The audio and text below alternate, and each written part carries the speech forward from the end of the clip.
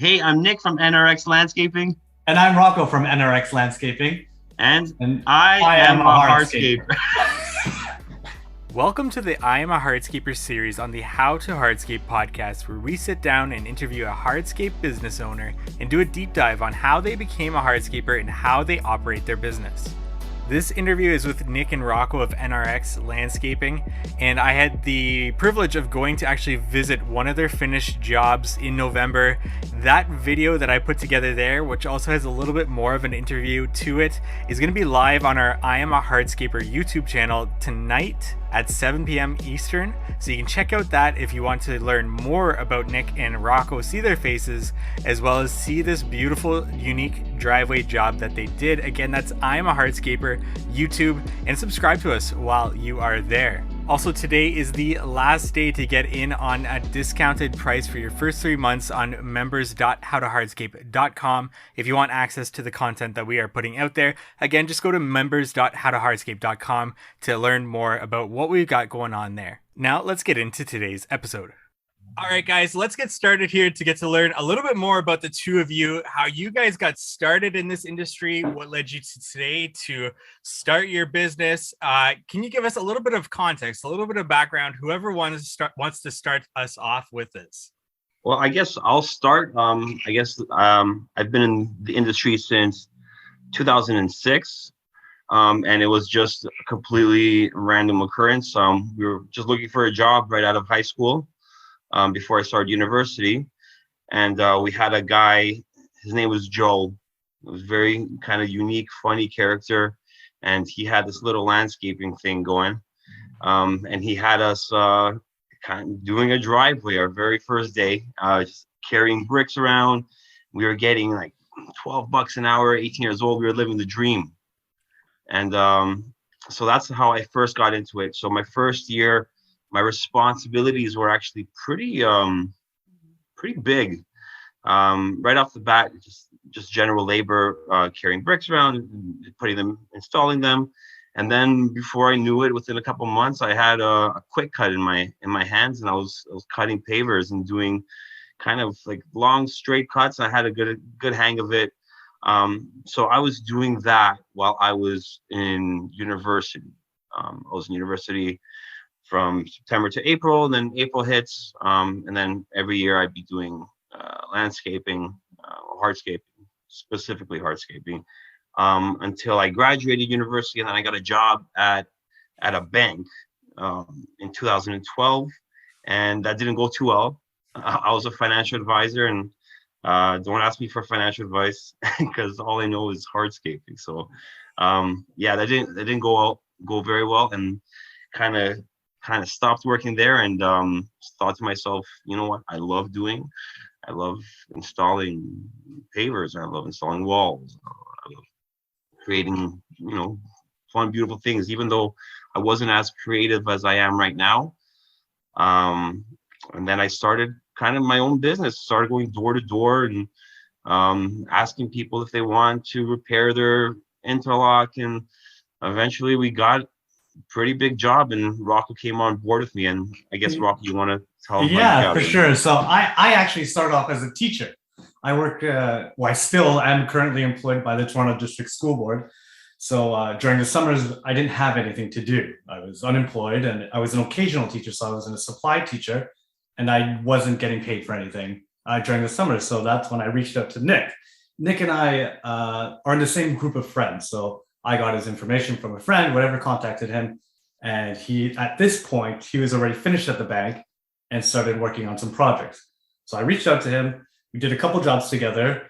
And then I think our turning point is one of our jobs wasn't that big. Maybe I think it ended up being like 30K, but it was a full backyard. It was like, unprecedented for us. And it was just us two. So during that summer, we teamed up, and it was just us two. We ended up getting that Thomas halfway through the job. So we did everything by hand. We used maybe a hammer and a pickaxe for this entire job. And then that was towards the end of August. And then Nick asked me if I wanted to become partner. And I'm like, you know what? I saw the potential. I saw, it was nice being outdoors. You're your own boss. You basically eat what you kill. And I just loved the idea of how much this business could grow. And then that was maybe 6, 7. Well, when's that? Well, that was 2015. That was 2015. 2015. Yeah, so 2015. Yeah. So Nick's been in the game a lot longer than I have, but ever since we started teaming up, we've just been pushing each other. I push, he pushes, and then this is where we are now. That's really an interesting story. And it's nice to have the two of you on the show to dive a little bit deeper into this. Nick, you started in the industry like right around the time I did. And same thing with me. I started, after university in that short 4-month season, working for a supplier though. So a little bit different there. What made you kind of fall in love into the industry, especially when you start working for a bank and then you decide to come back to the industry? What was that kind of point in time where you decided to go all in on this industry? Well, I had that comparison. So I was working doing interlocking and doing driveways and patios, and I was good at it. So when you're good at something, you start to enjoy it more. Like, just kind of you kind of go in that direction. So the bank stuff, I realized that every morning I would wake up and I wasn't looking forward to going to work. And when that finished, I was almost relieved. I got dismissed from my position. So it's not like it was my own idea to leave bank. Sounds like you were nailing it. I tell people it was mutual. Anyways, so when I got out of that position, I kind of had nothing. I finished. I wasn't working at the bank. I had no income. And I'm like, what I really love doing? I love landscaping and hardscaping. And I didn't have a truck, and I knew I knew what I was capable of doing just by myself. So I was just knocking on doors for. Didn't you have a Civic at this time? I had a Civic. Yeah, I had a Honda Civic. This is 2013. In the summer of 2013. So just not even 9 years ago when they kind of like really. And at this point, I had about 6 years of like partial experience. So I can definitely install a driveway. I knew how to install a patio. My creativity wasn't like kind of what it is now, but I definitely had the basics. I knew the basics. And then what I did know is that I loved doing this. I loved this job. And at that point, like, mind you, it was a lot harder back then because like Rocco said, we didn't have the equipment that we have now. It was a lot of manual labor. Jobs took a lot longer. So something that would take us 2-3 days right now, it took us like at least a couple weeks back then without the equipment. But it was just so rewarding. I loved it. I loved seeing like kind of what I did, and we always did a good job. Even back then, like even though it didn't look as good as it does now, we always looked at our projects and we knew that they're going to last for a while. And I feel like that's why we're here now, is because people actually see that we do care. Yeah. And like at that point, there was hardly anything on a project that Nick or I didn't touch. There weren't employees, we had maybe one guy to help out, but every single aspect of every project that we did during the early stages, we had our hands on. Definitely. And so then getting to where Rocco comes into the picture with this, Rocco, what made you, not necessarily give up becoming a teacher, but like kind of shift your focus from teaching, which is a good job in Ontario, right? And the benefits that come with that. It's a difficult thing to make that shift into hardscaping and decided to go into this. Can you speak on that a little bit? You know what? Interestingly, I found a lot of parallels between the business, the construction, landscaping, and also teaching. There was a lot of organization, which, we're still learning today, maybe delegating tasks and organizing a group of people and then understanding, time frames and managing your time. So scheduling, that was all. I was pretty used to it, especially if you're managing, a bunch of kids. Sometimes it's a little bit trickier with, a bunch of employees. So that's the parallels that I found in teaching and hardscaping. And also, I found that with hardscape construction, a lot of it is in your own hands. There's so much creative freedom. Like I put in my own hours. There were times, when Nick and I first started where, he wanted to go to work on a Saturday or Sunday, and I wanted to go to work on a Saturday, but we could do that. We could go in whenever we wanted, put in our own hours. And, there were times where we would not take a day off for like a month at a time. Yeah. For teaching, it was you're in 8 and then you're out at 3. And then, for the rest of the day, what am I doing? So I much enjoyed how much freedom there was in landscaping. Gotcha. Very much so. So let's set some context up pre-Rocco. So pre-Rocco joining the business here. Nick, what were your projects like there? What kind of projects were you taking on? Can you give us just sort of a little bit of some summary as to what the business looked like back then? Sure. So back then, I did have one piece of equipment. It was a little ramrod stand behind skid steer, and I got it from it was in horrible condition, and it barely ran, and it blew on. The engine blew on me within the first couple weeks of me using it, and I had to replace the engine. What my projects look like, they're small. They're small. They weren't. They were a lot of repair work. So a lot of repair work, which I hated doing. I hated repairing projects because when you're doing a repair job, it's hard to convince a client to do a replacement of an aggregate base and then using the same materials. It doesn't even make sense at some points. And it's very difficult for especially intricate repair jobs for it to go in the same way it was before you had taken it out. But that's what I was doing. I was doing very small, kind of some like little driveway extensions, some garden beds. Yeah, like with those kinds of projects, once you start taking something apart, you never know what you're gonna find. Yeah. Yeah. So yeah, it was a lot of times, and like what, I would just eat it a lot of the times because like I wasn't super well adversed into how to charge accordingly. I made some money back then, but it was it was a lot of learning. So before Rocco came, he missed out on a lot of kind of really badly priced projects where I wasn't making money, and I've had situations where I was so desperate to get a job in the beginning that I lost money on a project, especially with things that were breaking down on me, which I wasn't expecting. I put a lot of I got a truck finally at this point, like a older GMC Sierra, like a 1500. I had a little trailer, and I got this little ramrod, and I thought, you know what, I got a saw and a tamper, and I'm set, and I can do anything, any project. Boy, was I wrong.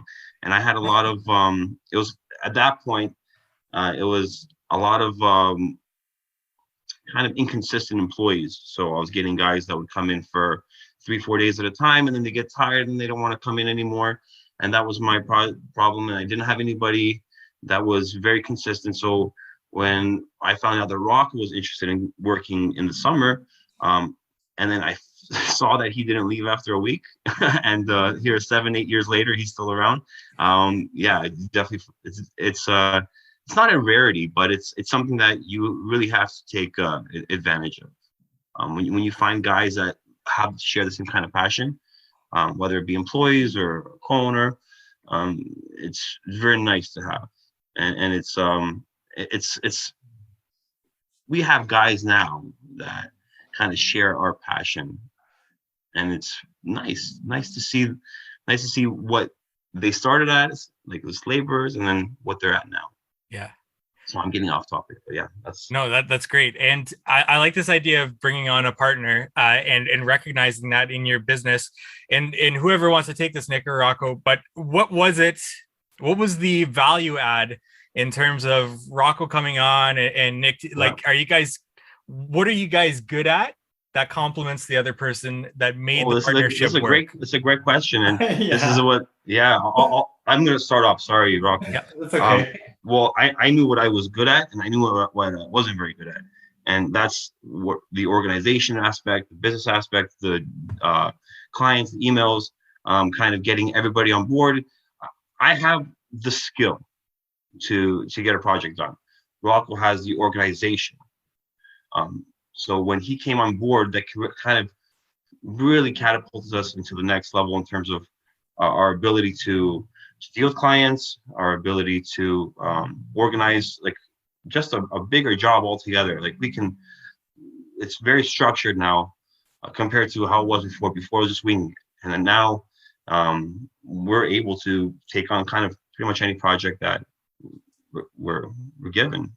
So and then we can, yeah, like one of our first projects, the Ings. I don't know if I'm allowed to say the names, but anyways, that was when we first started originally together.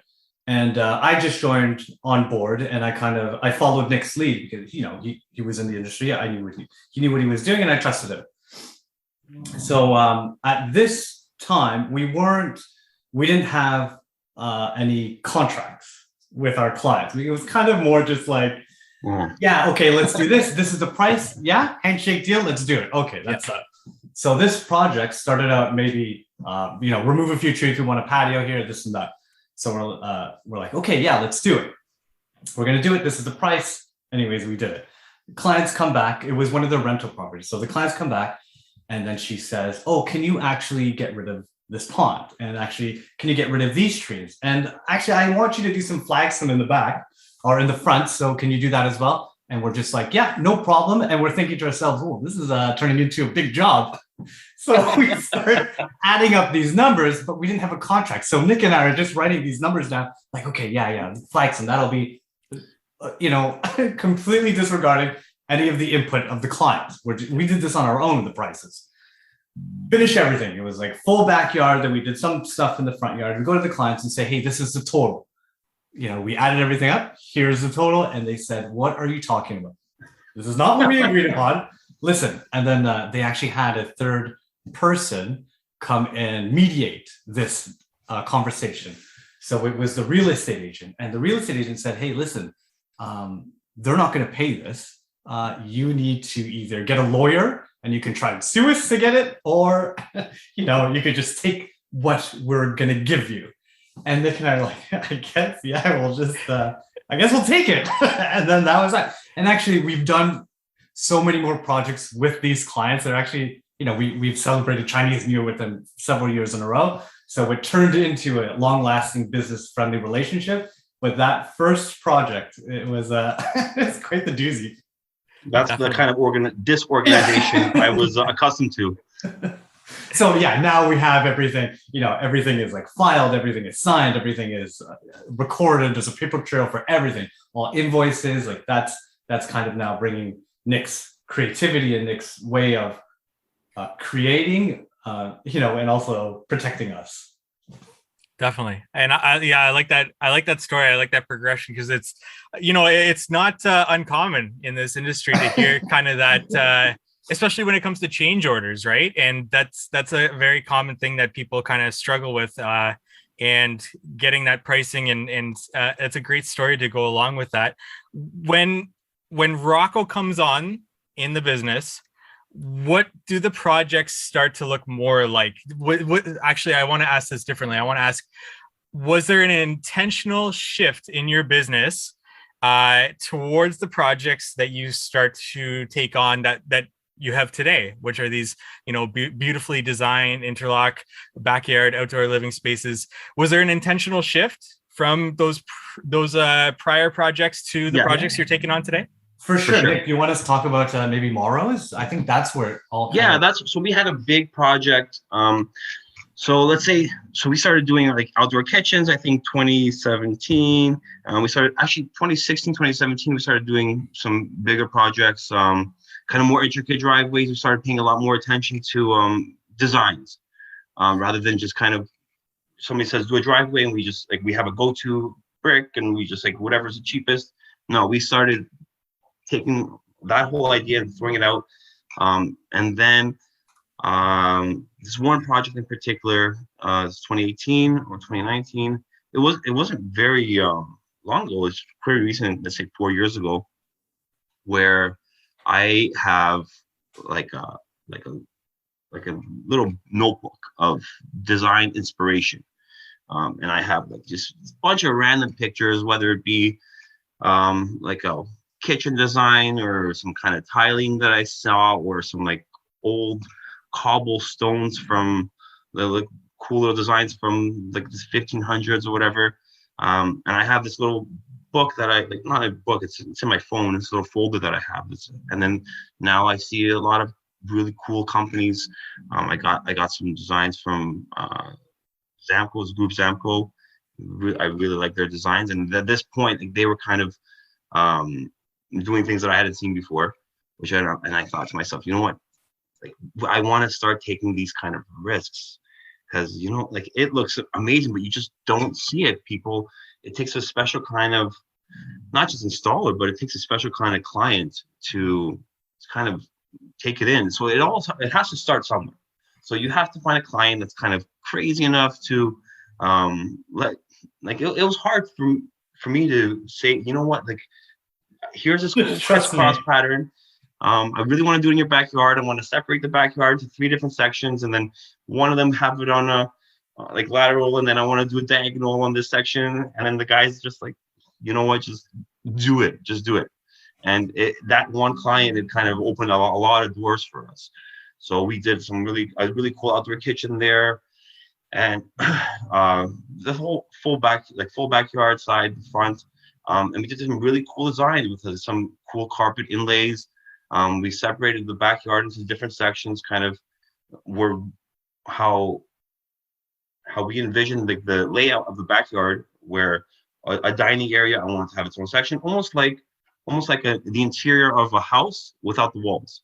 So you have your dining room, you have your living room, but it's all in one open space, right? And you can still kind of designate those areas by just creating different patterns on the ground. Yeah. So this client let us do something really kind of out there. And I remember there was other contractors that kind of were peeking around and like looking at our work, and we were super eager to invite them into the backyard and say, hey, come look at our work. And then they'd come to the backyard, and like they would be like, wow, you know what? I've never seen anything like this, and it really pops. And that, like, it's like a drug. That gets you like that kind of assertion, and that kind of like it really gets you going. So since then, every single project I've been like just dying to try something new. And like I have this inspiration folder that I have. It's not something that just off the top of my head. Yeah, I do. I'll take an idea, and then I'll kind of make it my own. But these ideas are not just invented within me. Like I'm using inspiration from a lot of different companies. And we'll talk about the companies that I really look up to in a bit. But since I think 2018, 2019 is when our projects start to look more like what you're seeing now. Definitely. And I think it all started with the trust in that client. And then once we did that project and that client trusted us and loved the final project, it boosted our confidence, thinking, you know what, the designs that we like and that we want to, inlay, those designs are wanted by people now. Now that we know that, you know what, you can trust us because what we do and what we like, you're going to like it. We know it now. So like usually when we meet clients, we'll like offer design ideas, and then we can kind of tailor it. I'm getting too far ahead. Sorry. No, that's totally. But yeah, that original project, it gave us so much confidence to kind of go out there and then really start, blending 5-6 different bricks into one little inlay. So it was a big step, I think. With that intentional shift and getting that project, did that change where your leads started to come from? Did you notice any change in where your leads were coming from, and where was that? If you could get into that. So I think I can answer this one. So when Nick and I first started, we did a lot of door-to-door aeration. So we were in aeration. We did lawn maintenance. We had a couple of aeration machines. There was decent money in it. So we actually went door to door. We went to all around Richmond Hill, Vaughan, all around GTA, going door to door, and we would ask them for aeration. While we were doing that, we would also sell ourselves that, hey, we also do interlock, and we would put a business card in every person's hand. During that time, we would get a lot of leads from random people from all over the GTA, because we went door to door and we talked to every single person in the neighborhood and gave our cards to everyone. So At that point, it was pretty random, and people would call us and they would ask us to do interlock job, and they would say, no, one brick, this, that.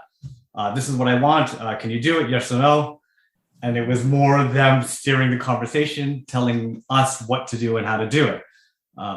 Ever since whatever that project, I think it was 2018, 2019, the shift moved over to clients reaching out to us because they like our designs now.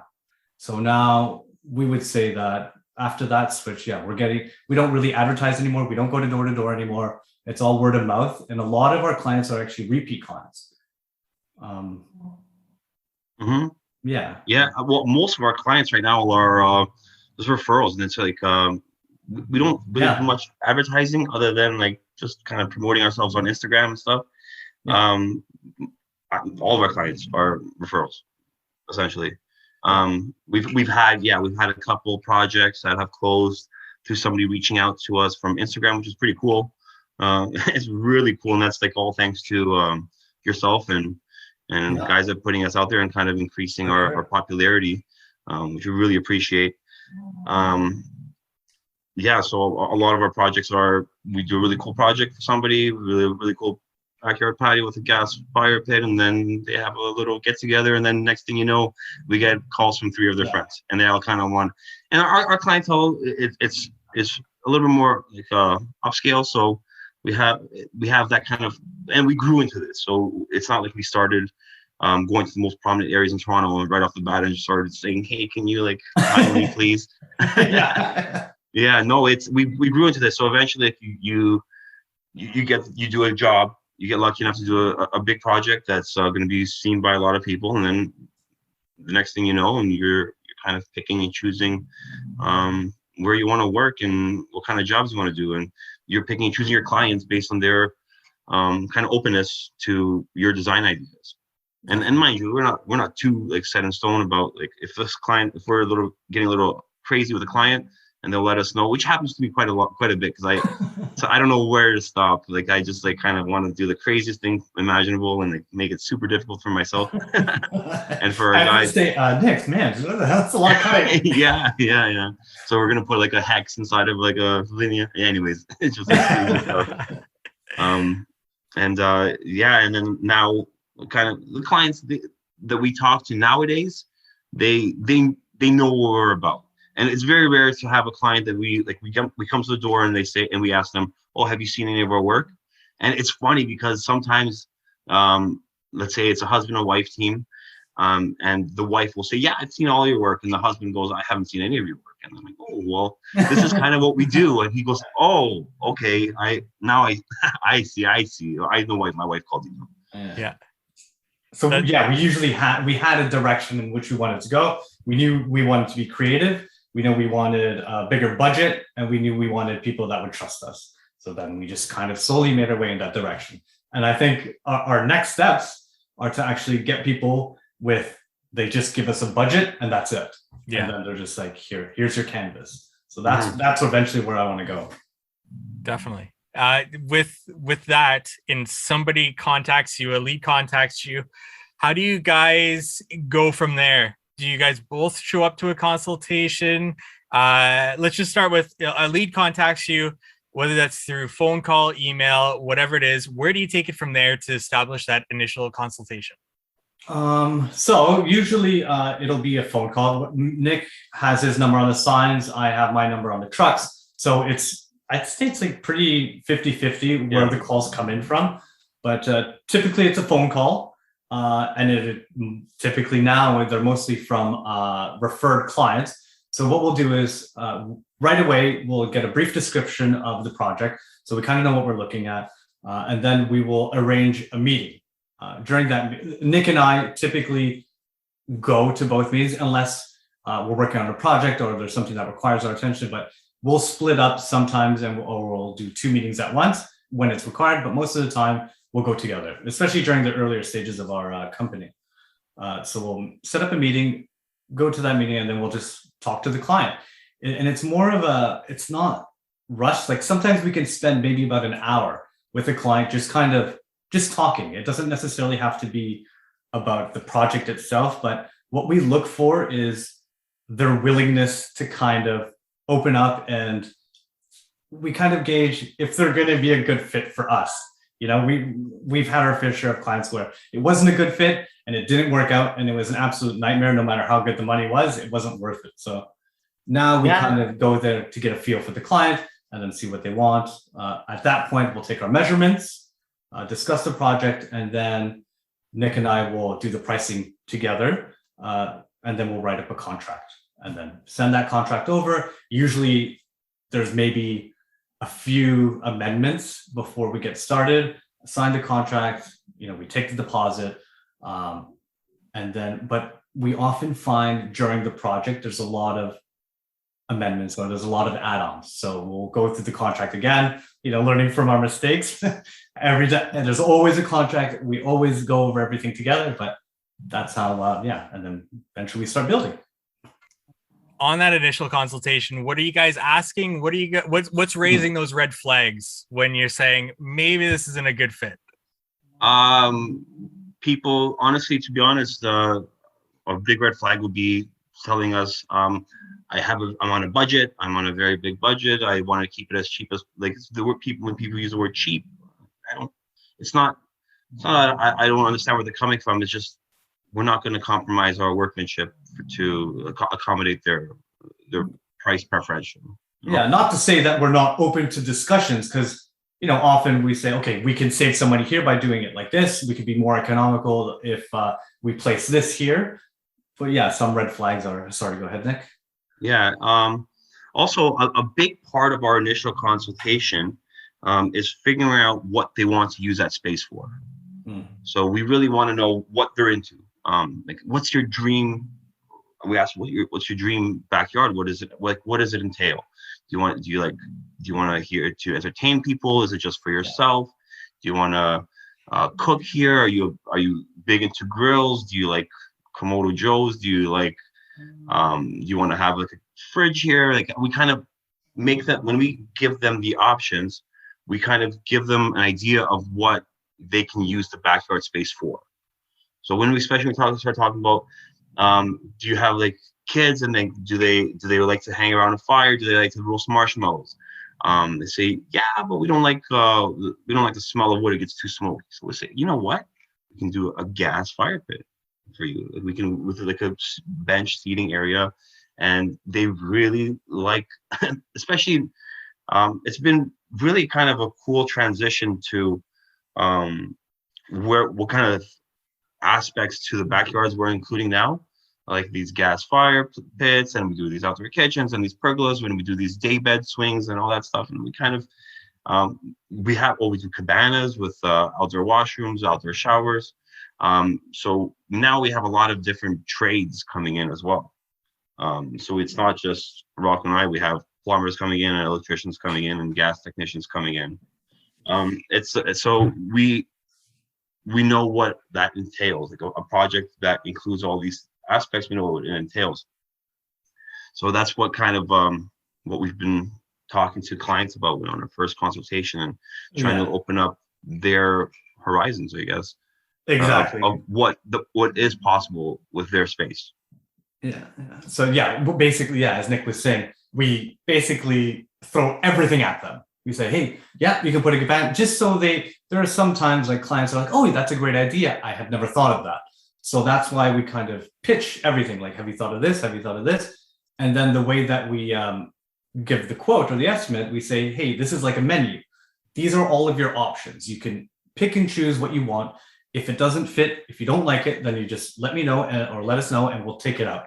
So that's the way we approach. We give them everything from lighting to washrooms, anything that we think would look nice based on the discussion and what their needs are for this space. And then they can tailor it as they please. Mm-hmm. That's interesting. I like that menu option. You mentioned pricing is kind of done together, the two of you together. Is there a reason behind that? And why is that? Well, as a partnership, you kind of have to agree on things. That's what we always do together. We have enough experience now where we know, and like, mind you, we always, like, one of us will always bring up an additional fact, like, okay, well, elevation change here, so that means we have to do more excavation here, so maybe we have to charge a little bit more. There's less excavation, charge a little less. Like we can't just charge by like a set number by the square foot. There's a lot of components involved, and these kind of discussions, when it goes back and forth, it really helps us out understanding the project a little bit better, because it's easier on a 2D view, like a bird's eye view, to kind of, okay, this space is this much, but no, it's life is three-dimensional, and it's the same with a lot of backyards, right? And front yards too, retaining walls and things like that, and when we have these conversations between back and forth between the two of us, it helps us understand the project. And sorry, Rocco, go ahead. No, yeah, that's what I was going to say. Yeah, those discussions really, it gives us more insight, I would say, because you don't know, like sometimes we miss things. So we just kind of try not let anything slip through the cracks by having these discussions. And in doing so, we also relate to the client, if we caught something that potentially slipped the initial conversation. Yeah, well, a lot of times, like even for like I'll say, oh, where's the closest outlet to the house, like to this area? So when we're doing our lighting, where we can run the wires from, and like, oh, Rocco will know. And then, okay, so that makes a difference to the pricing as well. Yeah, like even the smallest things like that. Definitely, it's good to have a sounding board too between the two of you. With consultations, do you charge? Do you not charge for the initial consultation, and why or why not? So okay, it depends. So if it's a referral based from somebody whose project we close and they kind of know all about us, we're not going to charge. If it's somebody that's calling that wants a million different quotes and trying to pick out the cheapest one, so what we'll do is we'll charge a consultation fee, and then we're going to use that as a deposit if to go ahead with us in the project. Yeah. I would say, sorry, you want to go ahead? No, go ahead. Yeah, I would say initially, for the first, however so many years, we wouldn't charge anything. Our main goal was to see as many people as possible and create, brand awareness. We wanted our logos everywhere. We wanted our signs everywhere. We wanted to see as many faces as possible. So we wouldn't charge. That was during the process where we needed to get our name out there. So no, we were more than happy to eat all the costs for gas, traveling around, just so we can meet as many people as possible. And now that we're more established, we find that we get, people using our quotes against other companies, or people using other quotes against us. They're just like, it kind of puts contractors against each other, like, oh, okay, it's like a bidding war, and people want a bidding war for their driveway extension. You know what I mean? Yeah, and we kind of want to eliminate that, and we found the best way to eliminate those kinds of situations are to charge for an estimate. It's not an estimate; it's a consultation. Yeah, consultation. And coming to the customer or the client wants to sign up with you guys, what is your kind of payment structure like? Because you do some projects that have a lot of design elements, lots of different moving parts to them, and you mentioned also subcontractors coming in. What do you do for your payment structure for that initial payment? And in terms of progress payments, how much do you leave at the very end of a job? What does that payment structure look like for you guys? Our payment structure, so the way it works, there's a small deposit to secure their spot. Once they pay that deposit, we can start talking about renderings and stuff like that. Once they're, because we're not going to do any kind of free renderings, and then we like to, before we even start talking about renderings, they know what we're all about. They know that they're going to go ahead with us, whether they use one design or the other. So we get that kind of deposit. They secure their spot. Once that spot is secured, we don't mind giving them a few ideas in terms of design, drawings, renderings. And then after that, we take installments in thirds. So we take the third before we start, just to get the ball rolling. A third a few days in to the project, or depending on how large the project is. If it's like a $500,000 project, then it'll be in more than just 3 installments. And then we usually leave the last third for the end of the project. Yeah. So we'll depending on the size of the project, we have to tailor the percentages of each installment. But typically, unless it's a really small project, typically we do 3 installments. Initial, for acquiring any, especially now, acquiring any pavers, that could be hard to come by. So we'll ask for that quite ahead of time now that we have to order so far in advance. And then, second and third installment. Third installment is usually with both homeowners or the homeowner, and they come along with us at the final stage of the project where everything's completed. We go and do a walk around all together. So upon their, agreement, and they inspect everything's good, that's when we'll collect the final installment.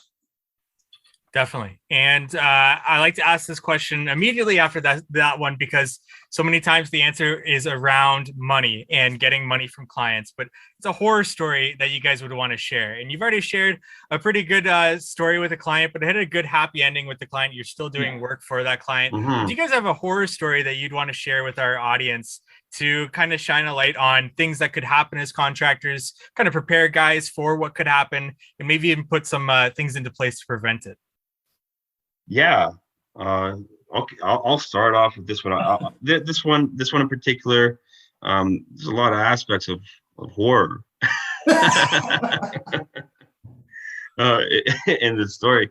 So our first kind of red flag was these contingencies that we must abide by while we are on site. So she made it very clear that we're not allowed at any point inside the property even to use the washroom. If we cannot we cannot relieve ourselves outdoors. No porta potties on sites. If we needed to use the washroom, we'd have to drive down to the nearest Tim Hortons. So we said, okay, but we were very pleasant. She said this all with a big smile. Can I just interrupt you really quickly? Sorry, before we knew. So this is like initial conversation. We knew that this client was, a little bit particular. So we're like, Nick and I are saying, okay, let's charge a little extra because we know this is going to be difficult. So with this in mind, yeah. And then she has all these rules. Sorry, Nick. Yeah. So we came into this is I'm talking about our very first meeting, these contingencies. So she told us this before we even kind of gave a quote. So and mind you, this is a 2-hour conversation we had in our initial conversation. And Rocco and I left, and we kind of looked at each other like, whew. I don't know if I want to do this one, but if we're going to do it, we're going to make it worth our while. Anyways, it was not worth our while. No, we charged what we thought was accordingly. And then we got the project. She decided to go ahead with us. After she had she had a table in her backyard. It was a cast iron table, which is in very, very rough condition. And we were trying to work around it. And at some point, one of our employees left a shovel handle, like kind of leaning on this table. And she came out and she let me have it. She started yelling at me, why is this shovel on the table? Do I know how much this table is worth? Do I know how much it's going to cost to repair this table? And I looked at this table and it was, I'm honest, it was scratched everywhere. And she lifted up the handle where it was leaning, and there was this tiny little blemish. And she said to me, this is going to cost me hundreds of dollars. And I said, okay. And then she said, you know what? I'm going to wait for my husband to get home. So I stood around and I let them yell at me. I just took it. The husband came home and they yelled at me for about 45 minutes straight. 45 minutes straight in front of neighbors, in front of everybody. And their request was that to get it finished, however, how they wanted it was going to cost. They made this number up on top of their head that they're going to withhold $500 of payment, just to make sure that this table gets refinished properly, which they never did anything. They just withheld $500 of payment. And I said, you know what? It wasn't worth it. And for a client, when you're taking on a client and you say to yourself, it's not worth fighting, if it's not worth arguing for it, that's not the kind of client you want to take on. Other than that, we've had really good clients. We've been very lucky with very good clients. But this one client, it wasn't that just a table. We had another problem there with. That was the first one. The first $500. There's so many problems. There's so many. She had an off. We weren't touching the driveway at all. But her driveway is one of those driveways that looks like a wave pool in the asphalt. Right? It was probably like 20 years old, cracks everywhere. And then she told us that miraculous somehow that while we were there, it just got worse. So she wanted us to pay. To, anyway, it's just one of those. From beginning to end, it was a nightmare. Somehow, like we still managed to get paid for that project, and she still said thank you. And it's just I wouldn't do that again. Let's just one of the biggest red flags is when she was talking to us, and this is like one of her higher, like she was in a good mood for some reason, because I guess maybe she just got an extra $500, and she was telling us how the roofers did her roof, and then a shingle fell off of her roof and fell and hit her outdoor railing, and she's I got the roofers to reinstall. I got new railings because of that, and I'm like, oh, why are you bragging about this? Right. She was bragging about it. She goes, you know what I got out of that? Free railings. Yeah.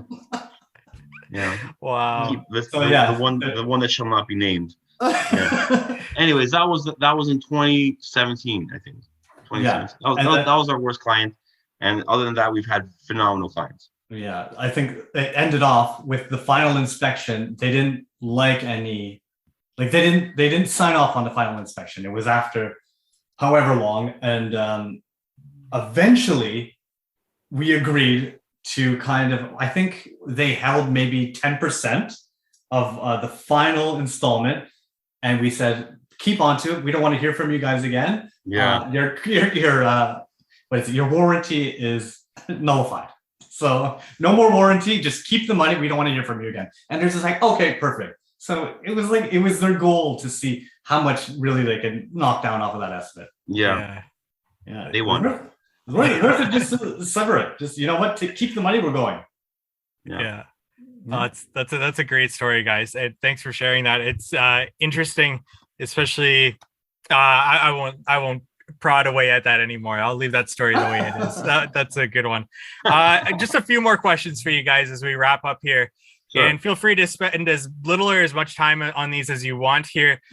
Installation practices, tools, equipment that you live by on every job site, whatever that might be. I'll just let you kind of take away whatever you want to talk about there.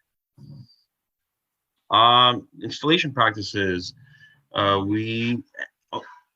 we kind of we live by an open graded base system, so we use a lot of 3/4 clear. We use a lot of 1/4 inch or 3/8 of an inch chip, HPB. We use a lot of filter, geotextile filter cloths, and we use GeoGrid, all that stuff. And mind you, we make adjustments kind of every year. We make some kind of small adjustment.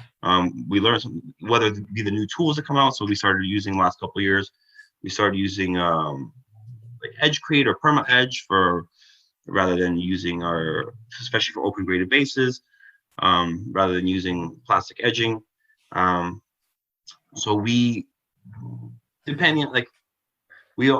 one of the things that we do a lot, we try to use as much concrete as possible for certain things. So if we're doing an outdoor kitchen, we feel better if it's sitting on a concrete pad, right? So something that's a lot of pressure, like we don't want to, like we can, I've seen it done, people put on top of their aggregate and building like they're building a wall or whatever. But we'd rather use a concrete pad, and then use a mortar layer for the first layer, and then build our way up with our glues and our adhesives. We do quite a bit of flagstone as well. So we use it's actually called Spec Mix. It's a Type S mortar, and it's we kind of live by it now. We have so we use that kind of with our pool copings, our flagstone installations. So lately we've been doing a lot of radius cuts. So like we do a lot of circles in our designs. If you look through our projects, you'll probably see kind of half of them have a circle of some kind in there. So actually one of the things that we used to do was we used to put a spike in the middle, measure a string line, and kind of use that spike as a radius point, and then we would hope that this string would end up in the same way where it is, like a protractor. Mm-hmm. And we thought, what's a better way of doing this? So now instead of a string line, we use like a 1-inch PVC pipe, put a hole through it, and then we put that hole into the spike. So that way it's very solid. rather than a string where you're kind of just holding on to one point. It's very in there. It's not going to move. You're going to end up in the same exact spot. So our circles just have got a lot better with little kind of things like that. We always miter our corners now. Like these are the kind of things that we're just last few years. We've like no corner goes unmitered, and if it's a very, very, very small little piece of the very end corner, we're actually going to score it with like a 1/4 inch cut and then fill that with sand so it keeps the stone together tighter and it won't fall apart. Tools that we need on site that we live by. We honestly, we can never get enough string line. String line and measuring tapes. String line, measuring tapes, and trowels. We love our trowels.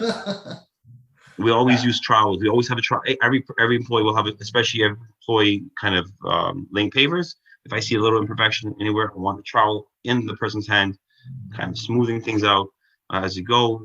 Any kind of when you take out the rails after screeding, I want to make sure those are nice and compact. Use a trowel, pack it in. Those little tools make a huge difference. Chalk, I love chalk. Yeah. Anything to mark. It's so often that we just grab a nail next to you, you know? So yeah. Oh, it's funny. We bought like a 40, like a 200 count soapstone container, and it's a box. It's like a 30-pound box of soapstone chalk, and I don't know where any of them are. I'm pretty sure I have it. In terms of the bigger equipment, we love our clamps. We do quite a bit of armor stone and some like big natural stone steps. We don't like to, for especially any kind of walk, like any like coming out of the sliding door. We like to use nice big natural stone pieces, solid stones. What better way to lift those up than get a clamp? Rather than strap like we used to just strap the steps on both sides, drop it in and kind of pry it up and take the straps off. Clamps make life a lot easier with those big rock scissors clamps. Even better yet, if you get those vacuum lifts, those things are phenomenal.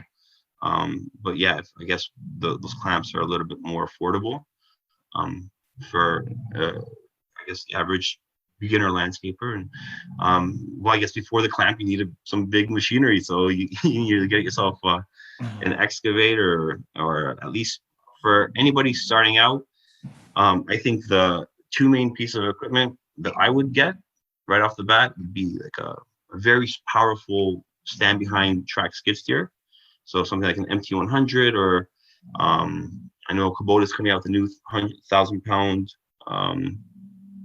mini skid steer.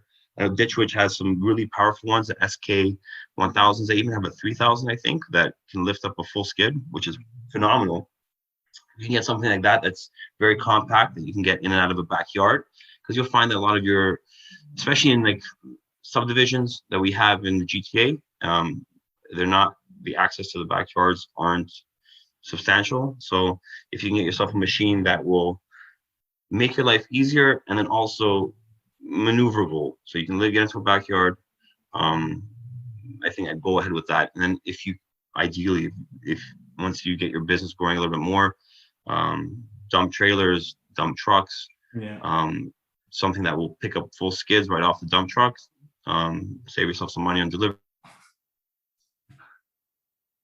costs. Something with forks. So yeah, we have a skid steer with a big bucket and the forks. So we move our skids around with that and get into our backyards with we have an MT100. Sorry. 100. Yeah. I would say that's my favorite machine. It's so versatile the way it works. It's so powerful. You can change the bucket, change the forks, and it's small. It fits everywhere. I would say like my favorite is the MT100. Yeah. Yeah, for sure. Yeah, I think it definitely gets the most use. Yeah, the most hours. Easy. 2 more questions here, guys. Anybody you want to give a shout out here in terms of online, offline, have helped you in your business in some way, shape, or form, you get inspiration from? Anybody that you want to give a shout out here? Yeah, there's a few companies that I really, really enjoy. You were talking about RC Outdoor. Awesome. Love the designs, especially in compact spaces. I was talking about Group Zamco. And I really, really, really like Preston Hardscape. I'm not sure where he's out of, but maybe you know. Sorry, I'm on mute. Tennessee. He's in Tennessee. Oh yeah, okay. Or he was at least working in Tennessee. That's where that big that job cool was. star one with the 3 stars. Yeah. He's I love his work. I love his attention to detail.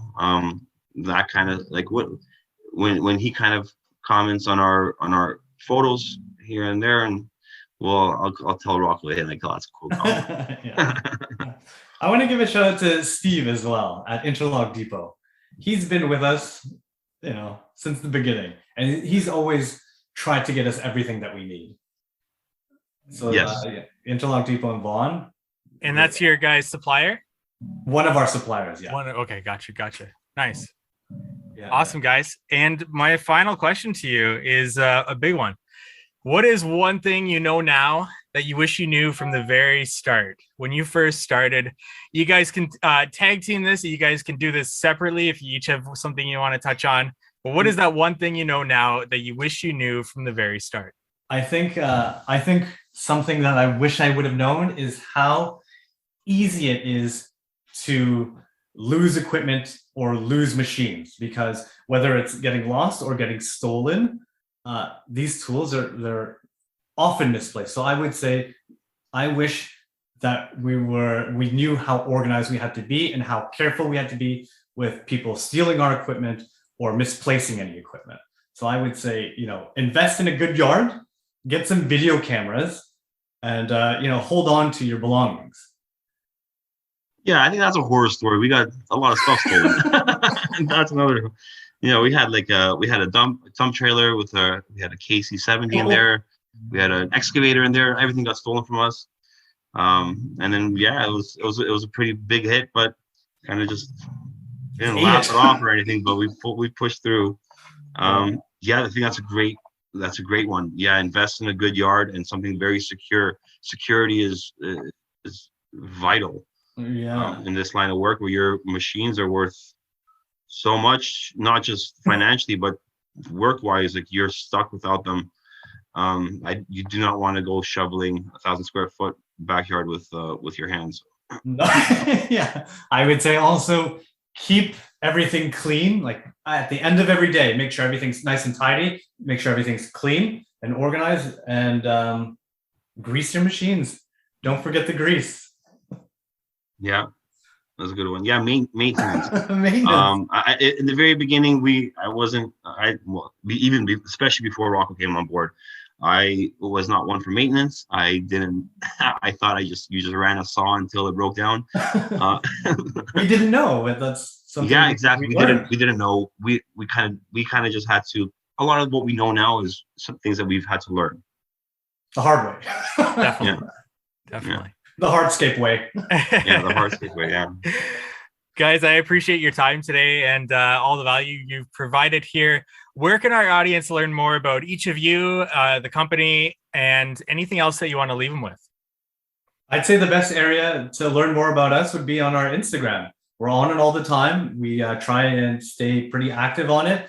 We try and make enough posts and respond to any messages that we get. So I would say, yeah, Instagram is the best place to find us.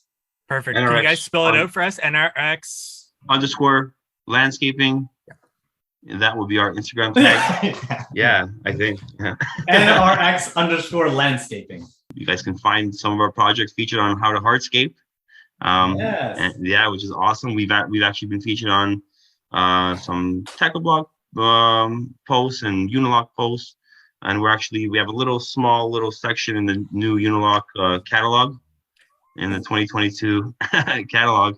So you'll find a basketball court in there that we. Oh, that one was in there. Nice. Yeah, it's in there. Page 151. 151. Got it. Perfect. Yeah, go check that out for sure. Thank you for listening to today's podcast episode. Go check out more from Nick and Rocco at NRX _ landscaping on Instagram, and check out the video that I did with them as well on YouTube. I Am Hardscaper, that YouTube channel. Subscribe to us while you're there. I would really appreciate that. And go to members.howtohardscape.com if you want more content coming from us. And we look forward to meeting with you next week on the How to Hardscape podcast.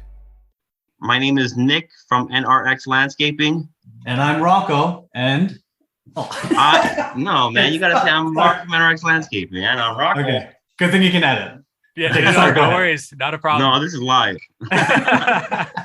Hey, I'm Nick from NRX Landscaping. And I'm Rocco. No, you gotta say from NRX Landscaping, man. Okay, fine. Okay. Hey, I'm Nick from NRX Landscaping. And I'm Rocco from NRX Landscaping. And And I am a hardscaper. Guys, I'm going to keep that. Oh, Okay. Is that All good right. for you? Fine. yeah, Perfect. sure.